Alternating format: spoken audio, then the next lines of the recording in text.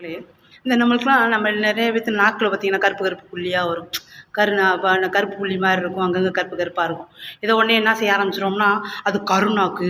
அவங்க சொல்றதெல்லாம் பலிக்கும். என் புள்ள அப்படி சொல்றதெல்லாம் பலிக்கும் அப்படின்னு சொல்லி உசுப்பேத்தி அந்த நாக்க பூரா கருப்பாக்கி விட்டு வேற பிரச்சனை கொண்டு போய் விட்டுறது. இது நாக்கு அப்படி கருப்பா இருக்கிறதுக்கு ஒண்ணும் பிரச்சனை இல்ல. அது என்ன சொல்றாங்கன்னா, வயித்துல செரிமான சக்தி சரியா இல்லாம, என்னத்தையா கண்டத திங்கிறோம்ல, சரியா செமிக்காம, அப்ப செமிக்கிற திறன் இறந்துக்கிட்டே வருது. என் பிள்ளைக்கு அல்சர் வந்துருச்சுன்னு சொல்றேன் தெரியுமா? அதெல்லாம் அதனால தான். சரி இந்த பிரச்சனை பெரிய பிரச்சனையா? அதெல்லாம் சரி பண்ணிப்புடலாம். வேப்பிலை இருக்குது தெரியுமா? வேப்பிலை. அதை அதிகாலையில் தண்ணியில் கொதிக்க விட்டு அப்படியே ஆற விட்டு அந்த கசப்புத்தன்மை உள்ள தண்ணியை தொடர்ந்து ஒரு 10, 15 நாளைக்கு கொடுத்துக்கிட்டே வாங்க. கொஞ்சம் கொஞ்சமாக கொடுங்க. அதுக்கப்புறம் பார்த்தீங்கன்னா, அன்னாச்சி பழம் சொல்கிறாங்க தெரியுமா?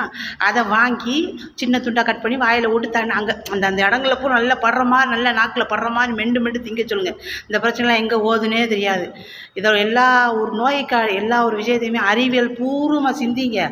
அதாவது ஏஐ டெக்னாலஜிக்கு போய்க்கான் பூராத்தையும் சாமி மந்திரம் சொல்லி பேசாமல் பிள்ளை உடம்பை கெடுத்து வைக்காதீங்க. மனுஷன் உடம்பை கெடுத்துறாதீங்க.